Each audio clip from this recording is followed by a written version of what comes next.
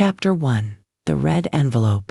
In a not-so-distant future, the world is no longer what it used to be. A silent war, one not fought with guns or bombs, has swept across continents, leaving a legacy no one could have foreseen: imbalance.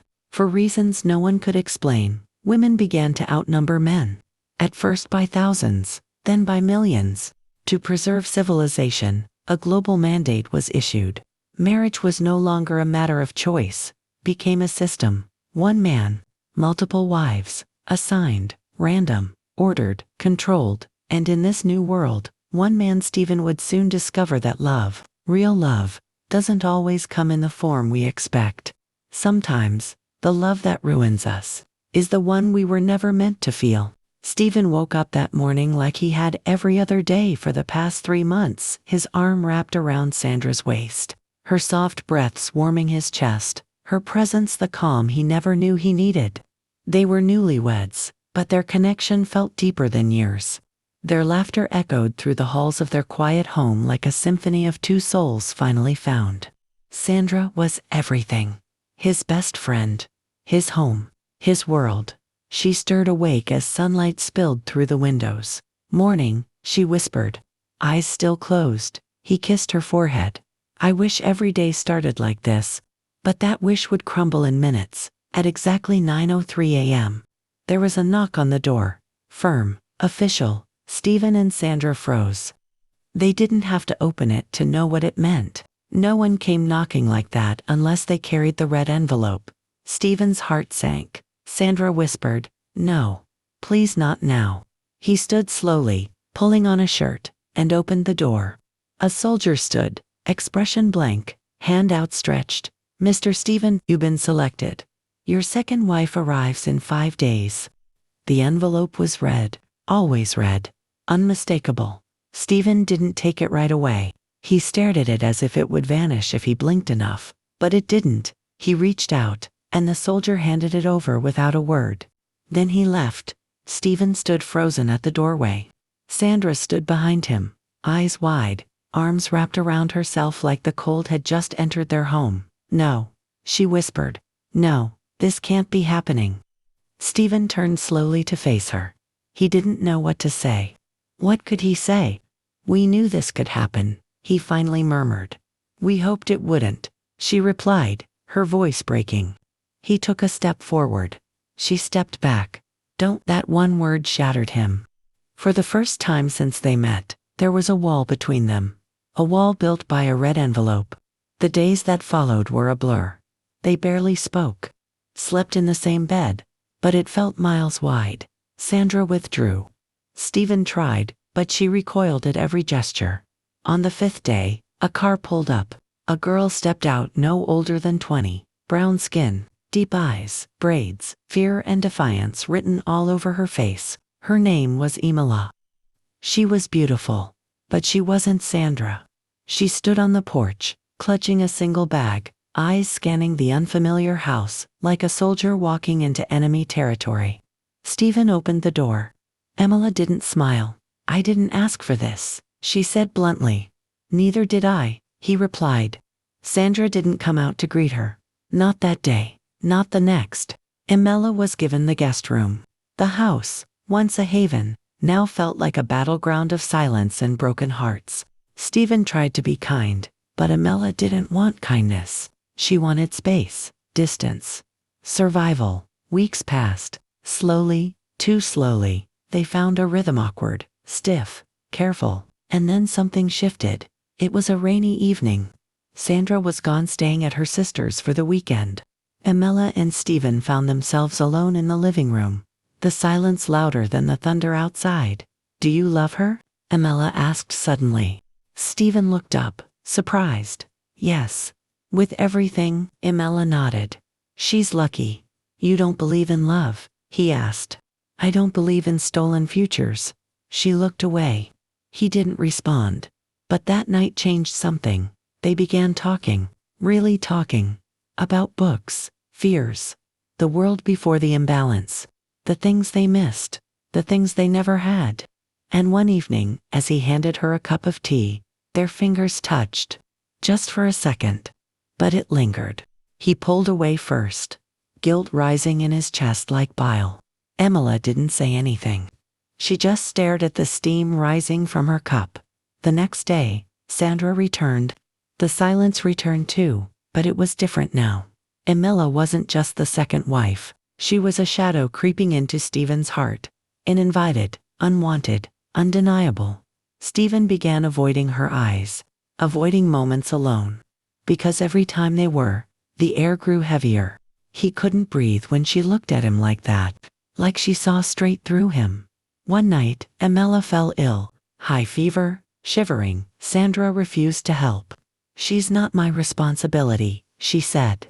Stephen carried Emela to their bed, his and Sandra's bed. He laid her down gently, brushing damp braids from her forehead. She was burning. He stayed with her through the night, damp cloth on her head, whispering comfort. She kept muttering a name in her sleep. "Mama, Mama." Her voice broke his heart. By morning, the fever broke. Her eyes fluttered open. "You stayed," she whispered. "Of course I did," he replied. "I thought you'd hate me," she said, voice thin. "For what? For being here, for existing between you and her." Stephen didn't respond. He couldn't. The silence was louder than any answer. Days passed. Sandra noticed the shift. The glances, the tension. One night, as Stephen stepped into the room, she asked, "Do you love her?" The question froze him. "No," he said too quickly. Sandra's eyes narrowed. "But you feel something, don't you?" He didn't answer. That was answer enough. Sandra turned away, tears sliding down her cheeks silently. She said nothing more that night. The next day, Emela packed her bag. "I'll go," she said. "This house is tearing itself apart." "You don't have to," Stephen said, reaching for her hand. She pulled back. "You're married, and in love. I was never meant to be here." Stephen stood in the doorway, torn between duty and desire. Emela walked past him, but he grabbed her wrist. "Don't," one word. Like Sandra's weeks ago, but this time, it held a different weight. Emela looked at him. "Why not?" "Because I need you here." "Need, not want," she whispered. "That's worse." And then she left. The door clicked softly behind her, but it echoed through Stephen's soul.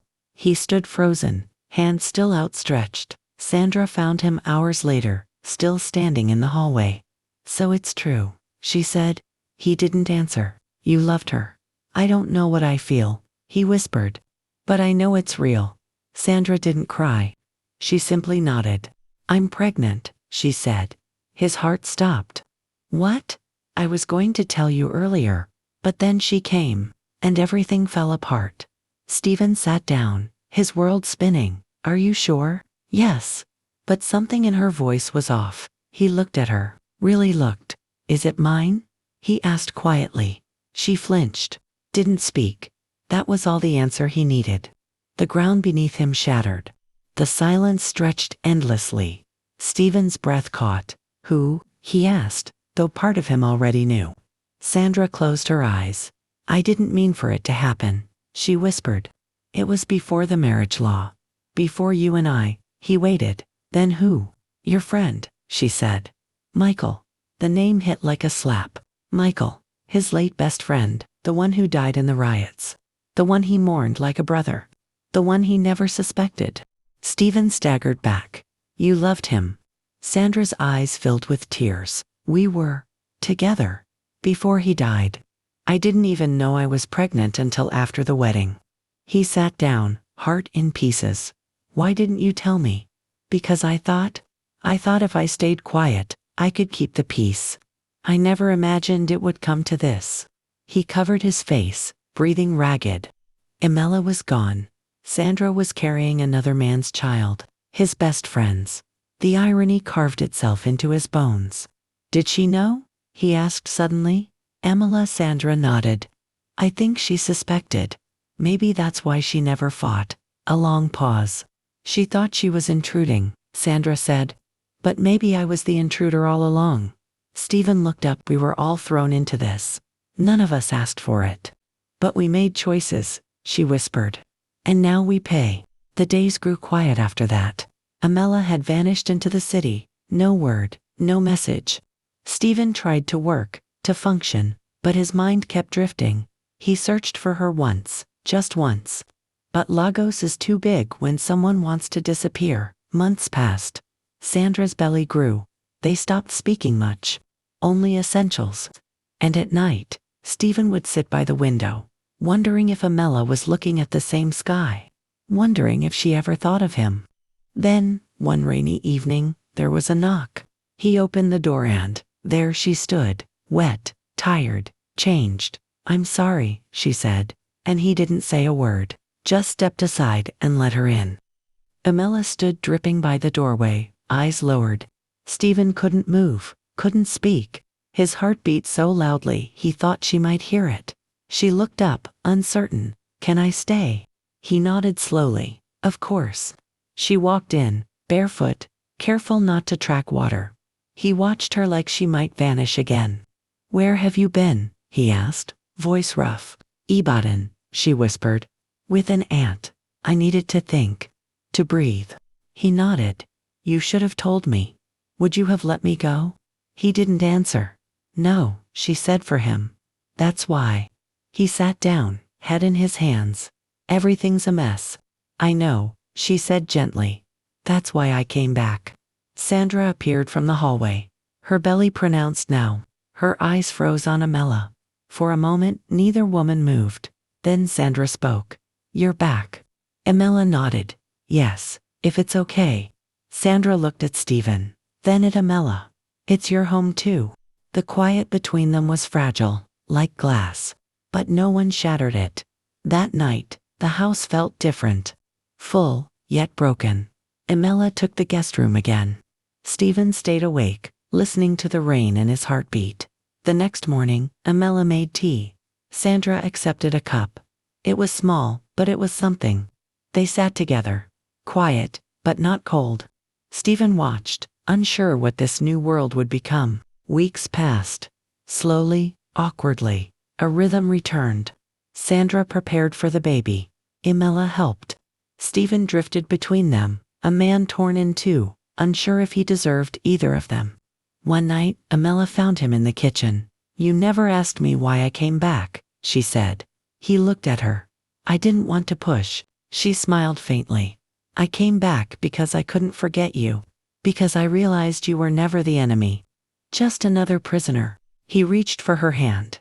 She didn't pull away. "We don't have to rush," he said.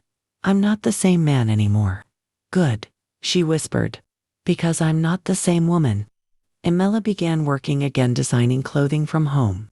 Her sketches lay scattered on the table beside Sandra's baby things. The house grew into a quiet kind of harmony. But underneath it all, Stephen sensed something ticking. A secret too loud to stay hidden. One night, Stephen caught Sandra watching him. Her eyes held something, fear, guilt. "What is it?" he asked. She shook her head. "Nothing, just thinking." He didn't press, but the feeling lingered. Then it came. A letter, folded into Sandra's robe pocket. Stephen hadn't meant to find it, but when he did, his world tilted. It wasn't addressed to her. It was from her, to someone named Kola. Kola, his late best friend. His hands trembled as he read the words. "I wish you were here. Our child is growing strong. I see your smile in her sonograms. I miss you. Forgive me for keeping this secret." Stephen dropped the letter. His legs nearly gave. Emela found him sitting alone, pale and shaking. "What happened?" she asked, kneeling beside him. He held out the letter. Her eyes scanned the words. Her lips parted but no sound came. "Sandra," he whispered. She lied. "This baby, it might not be mine." Silence stretched thick between them. Then Emela stood. "You need to ask her, not guess, not assume. Ask." Stephen nodded. His heart thundered as he walked toward the bedroom. Sandra sat brushing her hair. When he entered, she paused. "We need to talk," he said. She turned slowly. "I know." He held up the letter. "Is it true?" She didn't look away. Yes. His knees buckled, but he stayed standing. "How long?" "Since just before the selection. I didn't know I was pregnant until after." Stephen stared at her, heart broken open. Why didn't you tell me? Sandra's voice cracked. Because I was afraid. Afraid you'd leave me. Afraid you'd hate me. I couldn't lose both of you. Tears welled in his eyes. So all this time, I've been preparing for a child that isn't mine. She stepped closer. You've been preparing for love. That doesn't change. Behind them, Emela watched from the hallway. Her own pain stirred, but she said nothing. Because in that moment, Stephen's world shattered, and something new and steady and fragile began to take shape. The air was thick with grief, like silence had weight.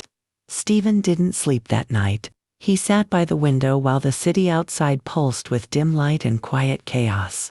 The letter lay folded in his hand, worn now from rereading. By morning, Sandra had packed a bag. I'll go, she said, her voice hoarse, if that's what you want. But Stephen didn't answer. He only looked at her, unsure of what he felt: anger, betrayal, heartbreak all at once. Emela sat on the stairs, hugging her knees. She'd heard everything. And though she wasn't the one who broke the trust, pain twisted inside her like vines.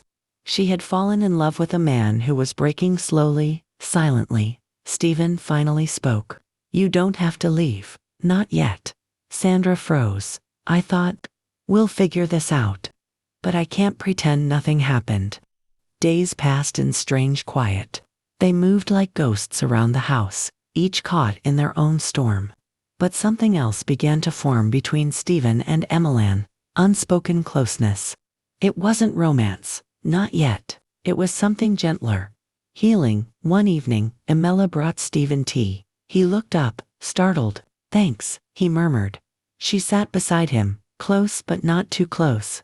You're allowed to hurt, she said, even if you still love her. Stephen nodded. I don't know what I feel anymore. She looked at him. That's okay. You don't have to know today. Then came the doctor's visit.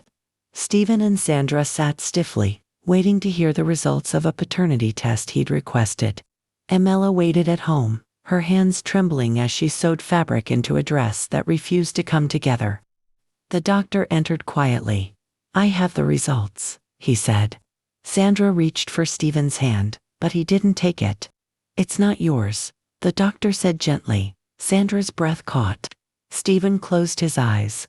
It was final now. Truth had a shape, and it was sharp. Back at home, Emela opened the door when he returned. Their eyes met, and he didn't speak, just walked in and collapsed on the couch.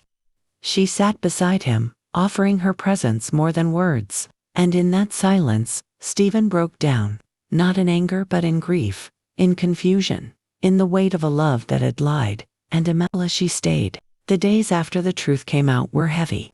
Stephen avoided Sandra, not out of hate but because he didn't know how to be near her without feeling like he was drowning. She remained in the guest room, where silence wrapped her like punishment. Emela moved gently through the house, never forcing conversation. She cooked, cleaned, and sometimes just sat in quiet company with Stephen. Her presence was a balm, never demanding, always there. One night, Stephen sat outside, staring up at the sky. Emela joined him, wrapping a shawl over her shoulders. You ever think about what life might have been like if things were normal? He asked. She smiled softly. Normal doesn't exist. Just what we make of what's given. He turned to her. I hated this system. Still do, but I'm glad you were the one I was assigned. Her breath caught. That means more than you know. Inside, Sandra watched them from the window, tears in her eyes. She had made a terrible mistake, and now she was watching the man she once had completely begin to drift away into someone else's arms, someone steadier. Kinder.com. I think I should leave, she said the next morning. Her voice shook, but her eyes were steady. You need space, and I need to fix myself. Stephen didn't argue. He stood beside her, and for the first time in weeks, he touched her hand. I loved you. I probably always will. But I can't keep bleeding for something already broken. She nodded, holding back tears. I'm sorry, Stephen. I know, he said. Sandra left that afternoon. No yelling, no drama, just a quiet goodbye. Emela stood at the doorway beside him. She didn't speak, just rested her hand lightly on his arm. Stephen watched the road long after Sandra's car disappeared. Then he turned to Emela. Do you think it's possible? To love someone again? Fully, I mean. She looked at him. Yes. Not immediately, but yes. And in that moment, something fragile, yet real, bloomed between them, something honest, something earned. Weeks passed. The house felt lighter without the tension, but quieter too. Stephen poured himself into work. Emela, meanwhile, started painting again, something she hadn't done since her mother died. She set up a small studio in the sunroom. Stephen would pause on his way out, watching her brush stroke after stroke. You're really good, he said one day. She smiled, dabbing blue onto the canvas. It helps me breathe. One morning, Stephen found a letter in the mail. It was from Sandra. He hesitated before opening it. Inside was a short note. I'm in therapy. I don't expect forgiveness, but I hope you find peace. You deserve it. So does she. He read the letter twice, then folded it and tucked it into a drawer. It didn't change anything, but it felt like a thread tied off. Finally. That night, Stephen invited Emela to dinner, not just at home, but out. She wore a deep green dress, simple but elegant. He stared a second too long when she stepped out. What? She asked, adjusting her earrings. You're stunning, he replied. They ate at a quiet restaurant outside town, talked about childhood, dreams, even favorite foods. It wasn't flashy, it was real. Driving home, he glanced at her. I used to think love was supposed to feel like fire, but maybe it's supposed to feel like this, calm, steady. Emela looked out the window, then back at him. Fire burns out. Steady stays.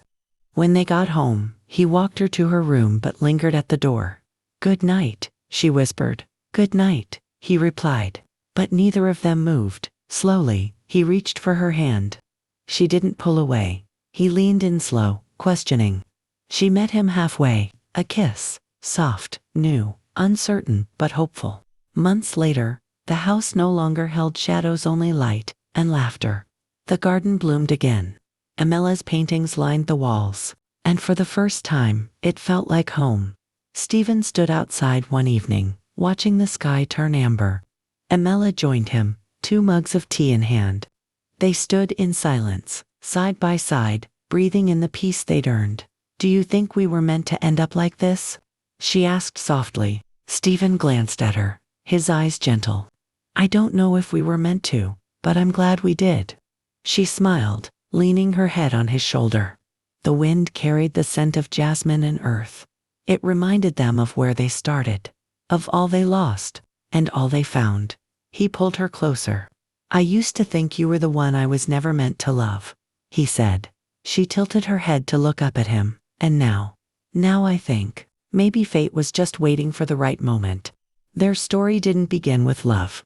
It began with duty, with heartbreak, with impossible choices, but somewhere between all of it, love grew, not loud, not rushed, but deep, quiet, unshakable. And as the sun dipped below the hills, Stephen and Emela stood hand in hand, not because they were forced to, but because they chose to. Every single day forward would be built on that choice.